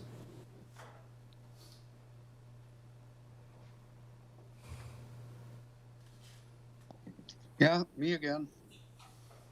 Welcome, Joe. You're welcome. Sorry, is this the questions we're supposed to be asking, or am I in the wrong sort of? No, you're doing exactly what we would like you to do. Okay, rail corridor parcels. I'll go back to what I said about the zone with like the line in the middle of it. I should have clarified that. There is up in the Cowichan Lake area a large chunk of land that is an old rail corridor that is privately owned. So it's the line, it's not like owned by a utility or anything, it's actually privately owned. And that was where, I don't know if this zoning is gonna go on that, because it says you can't build anything on it. No, it will not if it's an Area F. The rail transportation zone is only going to be in the north-south corridor along the ENN, so that would be Area H, Area G, Area D, no, E, pardon me, C, B, and A. Yeah, north to south. Actually, yeah. Yeah. So in some cases, as you know, the former rail corridor has been transferred into trails. So in those cases, it'll be zoned as trails. In other places, it's become privatized land, and some of those lands have been designated as forestry. So when you're working with your APC on this particular question, make sure you look at the parcels on the map and identify them and see what the zone is on them, and then and the land use designation. And then if it seems like there's a problem, make sure you bring it to our attention, please. I will. Thank you very much. Are there any other questions related to utilities and transportation zones? Okay. I have one. Sure. I'm wondering, with this consolidation of various uses within what was previously several zones now becoming one or two, will that change the mill rate for property tax assessments? And how will that be applied? It's difficult for us to definitively answer that question. I don't think that on the face of it, the assessment authority looks at revamps to an entire electoral area zoning bylaw, or in this case, all electoral areas zoning bylaw. I know they do take special notice of rezonings where an individual has applied to rezone their land, for example, from residential to commercial and so on, because obviously it would be of great interest to them. So, I mean, that's a general statement. I don't think that anything trained in this project is in and of itself going to tell the assessment authority, hey, you better look at this, this, or this. And the other thing is, we're not, rezoning, if you want to look at it from the point of view of an individual applicant for rezoning, anyone other than in accordance with a policy document, which is the OCP. Having said all that, I mean, there's two sides to this argument, right? Like if you're thinking that your assessment is too high, and you think that the evolution of the zoning is in your favor if you wanted to appeal the assessment in the spring, during the appeal period, you could certainly try that angle and see if that helps. But I don't think you're going to get it coming the other way where the assessment authority is going to go, oh, now that everyone's got new zoning, we're going to have to take a deep dive into it. I don't think they have the resources or will to do that. They're really focused on significant shifts from one land use category to another, or big density changes, that sort of thing. Thank you. So I don't see anyone else's hand up for that. So we'll move on to water zones, freshwater zones. So the CZB includes updates to freshwater zones only. So marine or ocean areas, the OCP policy and zoning for marine areas is deferred until provincial policy updates are complete. So that will follow at a later time and are not included in the draft CZB. So that, oh, sorry, wrong button. Oh, two wrong buttons. Okay, so the purpose of the freshwater zone is to provide, freshwater zones, I should say, is to provide for a range of recreation, conservation, and marina uses in freshwater or lake and river environments. So the MOCP includes a water designation, which is focused on protecting water bodies for ecological service, water supply, tourism, recreation, and sustainable commerce. This designation does not support housing. So there are a number of key policies in the MOCP that encourage the protection of water environments. So the CZB updates freshwater zones, which will be zones W3 to W6. So there's a reason for that. The W1 and the W2 zones that are currently in the Area H zoning bylaw pertains to both marine and freshwater parcels.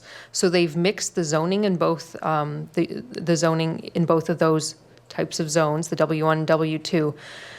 So because we are not touching marine zoning at this time, we need to keep the W1 and W2 zone titles to apply to these marine areas. So that may change later in the future when zoning is updated, but not right now.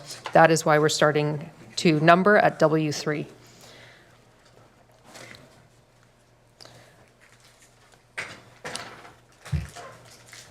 So the CZB also includes a new draft general regulation for docks that clarifies what is not permitted for docks in the water zones and aligns with current provincial general permissions for the use of Crown land for docks, which does not permit the new construction of fixed docks. A fixed dock would be something that includes pilings into the land below to support the dock. So this led to the removal of fixed structures like breakwaters and wharfs from the permitted uses currently allowed in freshwater zones. So are there any questions in relation to the freshwater zones at this time?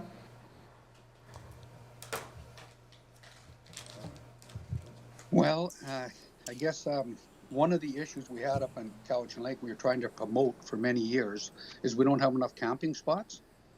And we were trying to promote the large forest companies, and they have some around the lake, but have large parcels that they temporarily use as a campsite and put a wharf out in front. And after 20 or 30 years, when the trees are all big, they'll move the campsite and saw the trees down. So I don't see this being allowed within this zoning. So to be clear, though, the wharf portion of it, which is a wharf is a pretty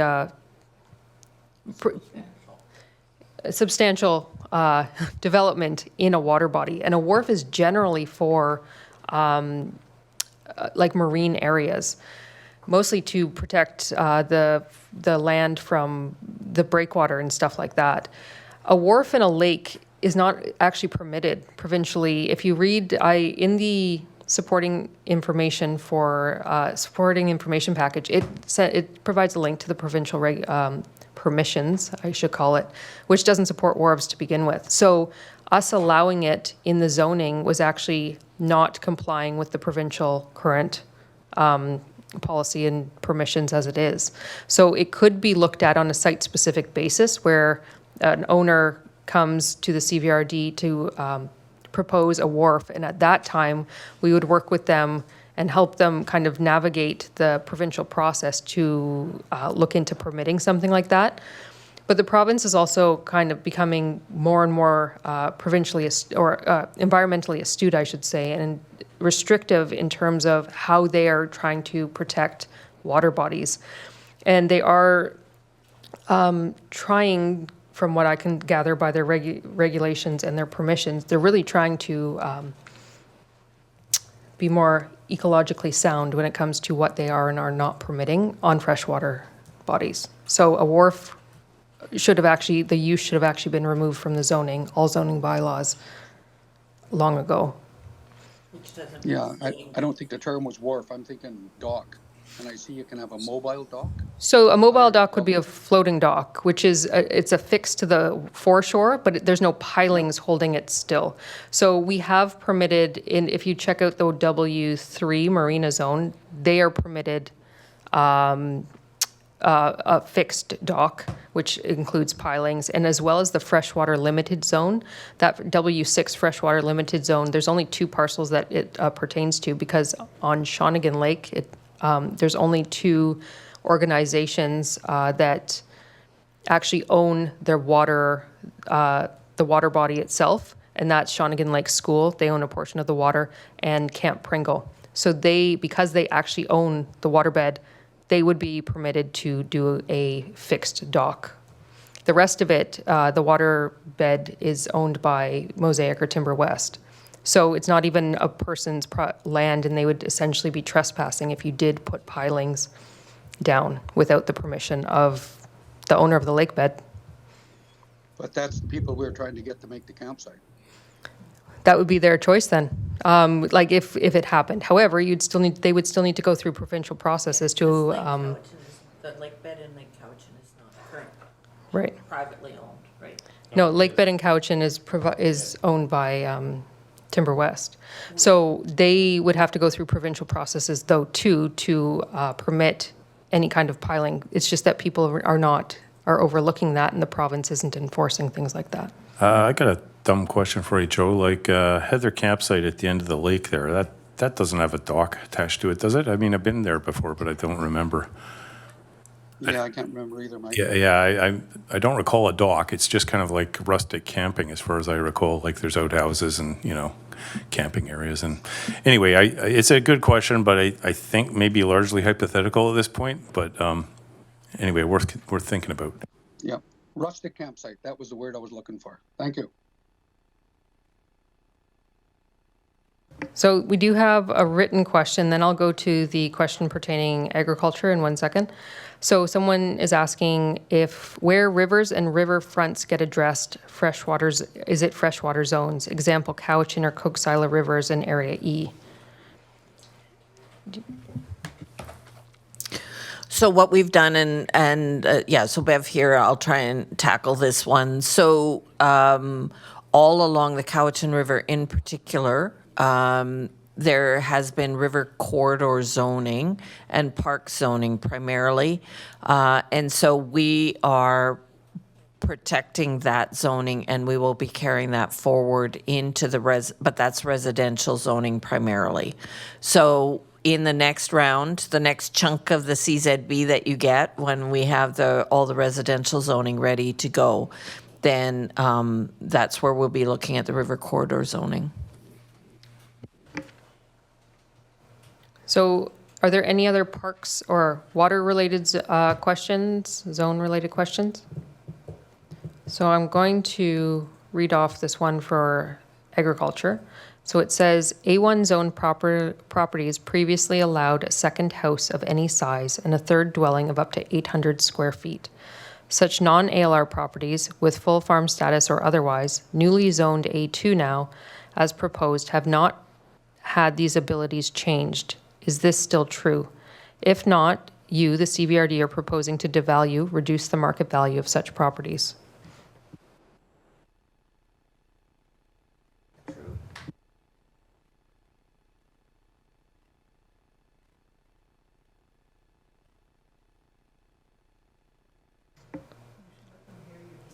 So we're just trying to figure out which zone would have permitted it, what would permit that currently. Yeah, let me, I'm doing this from memory, so forgive me if I'm wrong, but it seems to me there's a zone, or maybe Area H and perhaps Area E, that purport to permit. This is Area H. Someone wrote this is Area H. Oh, okay, yeah. So I think those are two of our older zoning bylaws, which purport to permit multiple dwellings in the agricultural land reserve in the A1 zone. The challenge is, insofar as the zoning says what it says, it's generally not possible to actually activate those uses without an application to the Agricultural Land Commission for non-farm use approval for additional dwellings. So in other words, the alignment between the ALR rules and those old zoning bylaws that say things like if you have more than 6 hectares, you get a second dwelling, is zero. And chances are, if you did apply for it, you'd have to apply to the Agricultural Land Commission for it. They are likely to say no. So it's kind of incumbent on us to try to conform as best we can to the ALR status of their regulations when writing these new zoning bylaws, and that's kind of how it is. So I'll just say it out loud. So someone's just written in saying, to be clear, this pertains to non-ALR properties. Oh, non-ALR, okay. Well, in that case, the ALC is not going to be an impediment, and if multiple dwellings are permitted now and would not be permitted after. So I guess we're talking about A2 then, are we? Yeah, hypothetically, there is a, you know, insofar as people want to have two dwellings on a property and are willing to pay extra for it, yeah, it could affect property value. But the intent of the agricultural zone is to align with the MOCP designation, and the designation is to protect the agricultural land base for agriculture.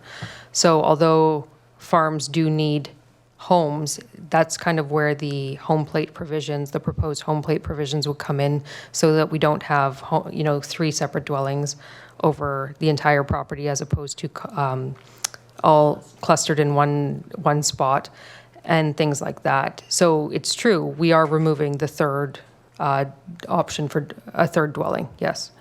Yeah, and I would also point out it's not a thing that we can deviate from without affecting the OCP. In other words, to be compliant with the draft MOCP density provision, we have to do what's being proposed in this bylaw.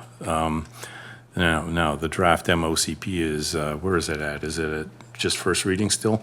So it too is susceptible to amendment, but if we wanted to rethink that and you know, allow additional dwellings, that would require an OCP amendment to the draft right now. I'd also like to just jump in here and just say that on some properties where there are these many houses, some of those houses predate zoning in the CVRD, and so therefore they're legal non-conforming, even though they don't conform to the current or future zoning. So it doesn't necessarily mean that people lose homes in the interim, and they can still be maintained and so on. So just to read out part 3 here, a second dwelling of any size for the new A2 is still fine then. Again, not in the ALR. No, so that is not a permitted use currently in the proposed A2 zone. The proposed A2 zone is aligned with the proposed A1 zone, which has a maximum dwelling size of 325 square meters for parcels under 40 hectares, I believe. I can't remember right off the top of my head. I apologize. And 500 square meters, which aligns with the ALR regulations as it is, and then a maximum size for a suite. I can't, though, off the top of my head, remember what else the A2 zone permits, but it is online in the draft zoning bylaw there. It says,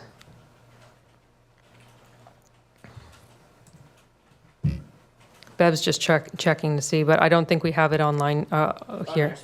On our speaking, or in anything in front of us, we don't have the actual draft of the zone right here.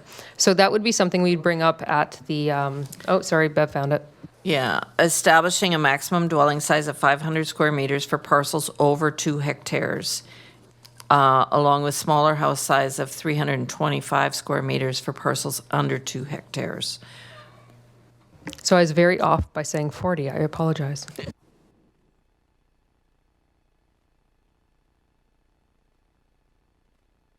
So can I get some clarity a bit on that then? I have to back up to the forestry zone and the agricultural, where we took away the one detached away on the forestry zone.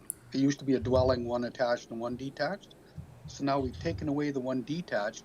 So if you're legal non-conforming with the detached, and back to my question about if it burns down, say, you lose that? Like more than 75% destroyed? Yeah, probably. You would probably want to have it insured for cash payout as opposed to rebuilding. Like, in other words, arrange with the insurer if you're aware it's lawful non-conforming to have kind of agreed value insurance rather than or the right to rebuild, because you wouldn't be able to act on the right to rebuild unless you were able to change the zoning at some point. But that might be a rental that would somebody be losing their place to live. But do you know how many of these properties have non-conforming status right now with the one detached being taken away? All the zones? It's a good question, and if Affy's listening in, maybe something that we can look into. because, I'd be curious myself, just like you are, how many examples of this are out there? How many people took full advantage of that, existing rule, not only for forestry, but for A2 in Area H and wherever else. So that's something we'll look into. One of our goals in this project is try to minimize to eliminate actually any unintended lawful nonconformities, and to try to minimize other lawful nonconformities insofar as the OCP allows us. So yeah, that's some information we should definitely look for.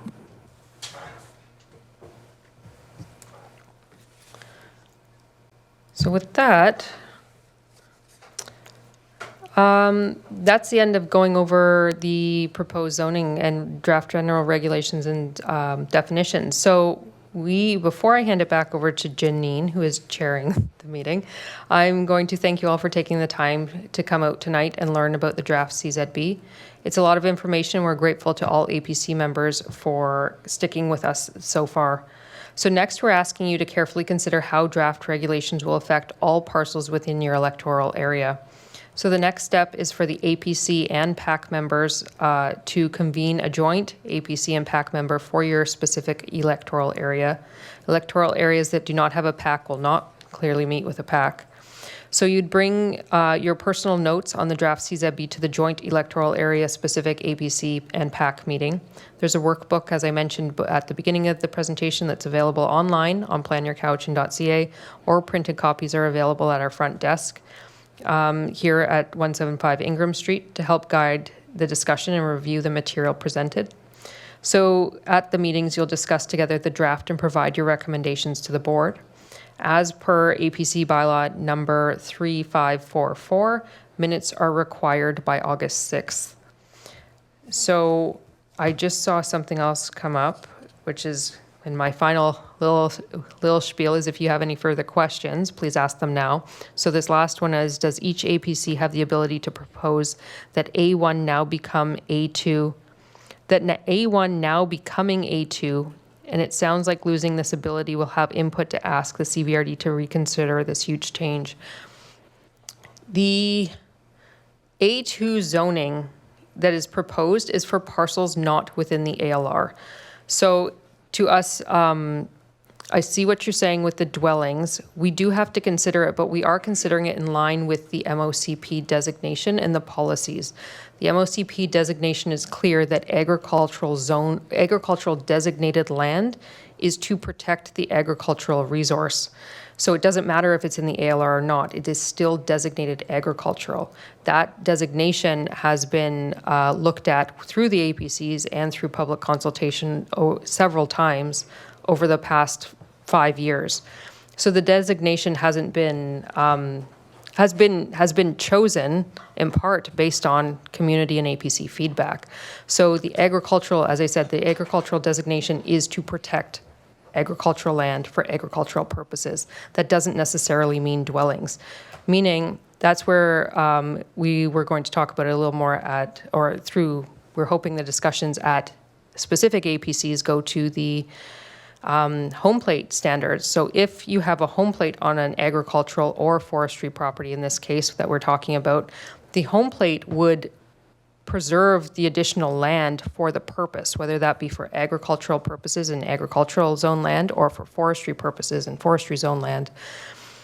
A home plate helps these things. So it's really difficult right now to support multiple dwellings on resource-based land when the multiple dwellings are permitted anywhere on the land, meaning you could have a house in the middle of the property, you could have one on the side and one on the other side.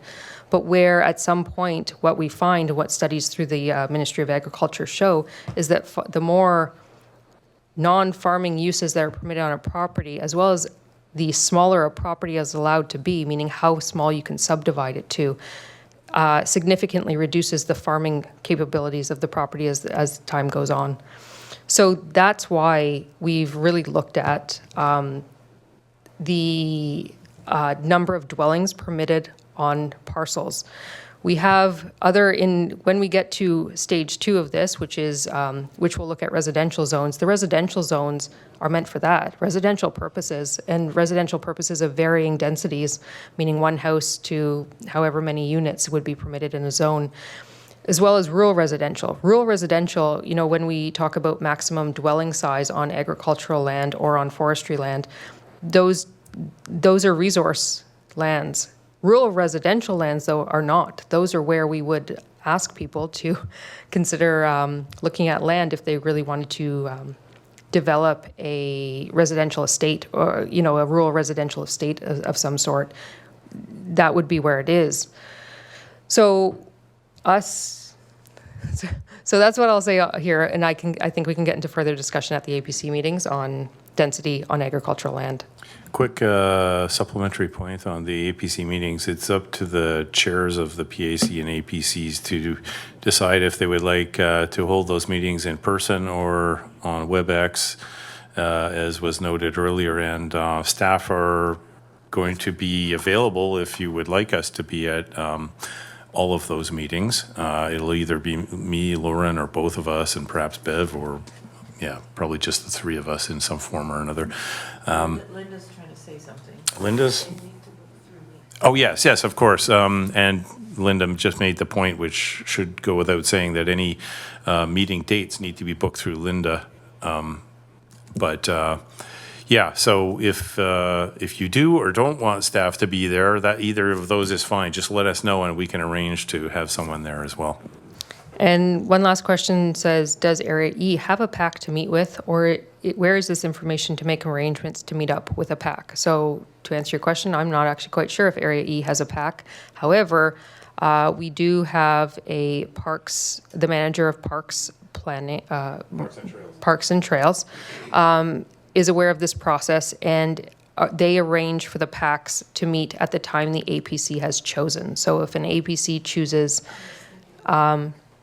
so Linda's saying, yes, Area E does have a PAC. So if the Area E APC chooses July 10th, for, let's say, to meet, we would send that date to the PAC here to inform them of when and how you'll be meeting, whether that's in person or virtually. Excuse me, were the PACs invited to this WebEx? They weren't actually invited, only because the recording's available to them. So that was a decision made by the senior manager of Parks and Trails. I don't know if that's the exact title, but it was the senior manager of Parks. So my question is, how can they make any meaningful input to an APC meeting if they haven't been exposed to this on So this sensation? This recording's going hopefully online tomorrow, which will be available to all APC members, all PAC members, and every single person, every member of the public. So the PAC members will be provided a link to this meeting, and as even, it's an expectation that even APC members who were not able to attend tonight do review this meeting and be informed prior to attending the subsequent APC PAC meeting. And will CVRD advise the PACs to contact the APCs, or at least be prepared to talk to us so we can organize a joint meeting? Right, so that's being done through Linda. And so yes, if the APC chairs could reach out to Linda, that's how that will be coordinated. We will coordinate the meeting internally here. Great, thank you. Thank you. Are there any other final questions before I hand it over to Janine for the resolution and closing of the meeting? Just a quick one about the meeting. Is it, would you prefer if an APC and PAC came down to the CVRD office and met during the day? Or do you want to come at night, or what's sort of the preference? That's your choice. So we'll leave it up to you. It depends. If it is, it's based on the availability of the boardroom here too. So for instance, Wednesdays are automatically a no-go. We have many board and EASC meetings that day, and it all depends on the boardroom availability. So you would, we'd really need to discuss with Linda the availability of our boardroom. Yeah, bottom line is whatever's convenient for each APC in particular, because you're the lead on this, and the PACs can hopefully tag along. If daytime works, then we'll try to find a venue. If nighttime works, we'll be there.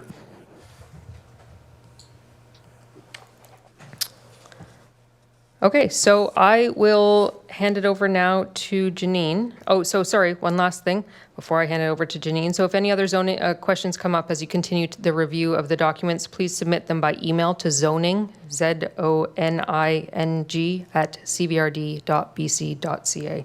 So if you submit any questions in advance of your APC and Joint PAC meeting, we'll do our best to provide an informed response at that meeting. Sometimes it's a little harder for us to reply on the fly at the meeting if it's a little more complicated. So with that, I'm going to stop. Oh no, I won't stop sharing because, Janine, this is for you. So here's the recommended resolution, but I will be officially handing it over to Janine. And thank you very much for attending. And thank you to the CVRD staff for putting all of these materials together for us. You've left us in good shape for continuing on. And as such, we'll need a resolution that meetings be held for each electoral area, and that these meetings be held jointly with the respective Advisory Planning Commission and Parks Advisory Commission regarding the draft comprehensive zoning bylaw. Feedback shall be submitted to the CVRD prior to August 6, 2025. Can I have someone move the motion as read? I'll move. Can I have a seconder, please? I'll second. Second. Thank you so much. All in I have a- favor, please. I've got a question, please. August 6th, you mentioned August 6th. I thought I Yes. seen somewhere else, Janine, where we had to have the minutes in by July sometime. Was it? No. No? No, August 6th is when we have to get all our responses back. So minutes and recommendations. Thank you. You're welcome. Any further questions? Seeing none, could I Sorry. have... Sorry, Janine, David Coulson has a question. Oh, no, Okay. David, is that All no? in favor is all, sorry. Okay. So seeing no further questions, can we have a show of hands of all in favor of the resolution?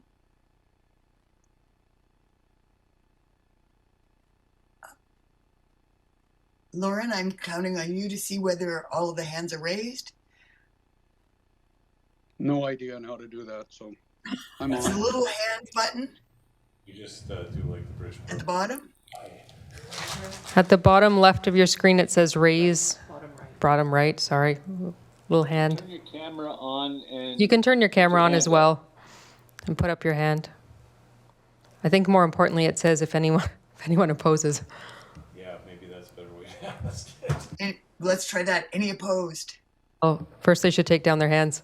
And Okay, let's. Are there any opposed? I'd love to say seeing none.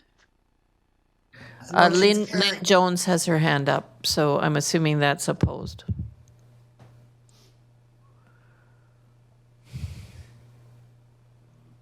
Doesn't matter.